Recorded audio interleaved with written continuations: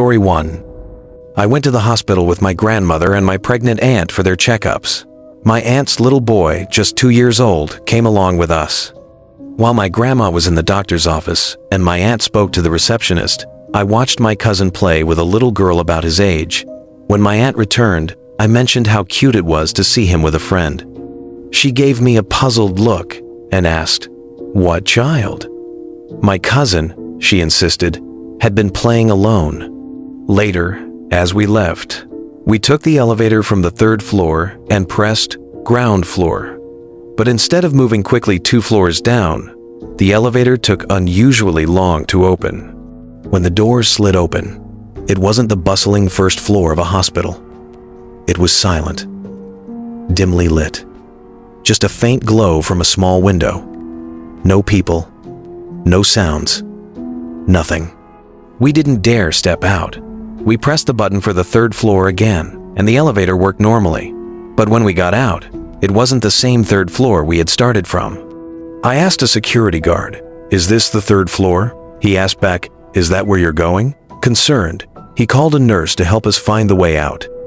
The nurse led us back into the elevator, pressed the same button we had pressed earlier, and this time, it opened directly to the real ground floor, bright, busy, and filled with people.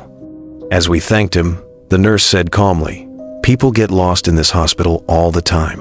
Then he added something that made my stomach drop. "That floor you were on earlier, that's the way to the rooftop." Story 2.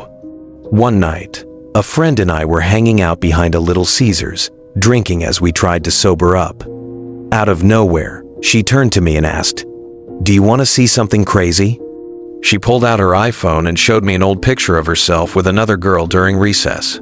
I studied the photo, confused, but couldn't figure out what I was supposed to see. After making sure I memorized the first picture, she scrolled through her phone and showed me another one. This time, it was a selfie of her with the same girl, but now they were in a classroom. The girl looked dirty, tired, almost homeless. I clenched my teeth, ready to scold my friend. I thought she was making fun of someone who was struggling, but instead of explaining, she just laughed, as if she knew something I didn't.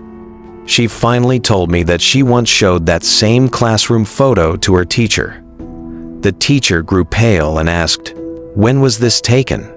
My friend answered, "Today, the same day you're seeing it." The teacher shook her head. "That's impossible," she said. "That girl isn't supposed to be here." At first, I thought the girl had been expelled or was in trouble, but my friend looked me straight in the eye and whispered, "No, she's been dead for months."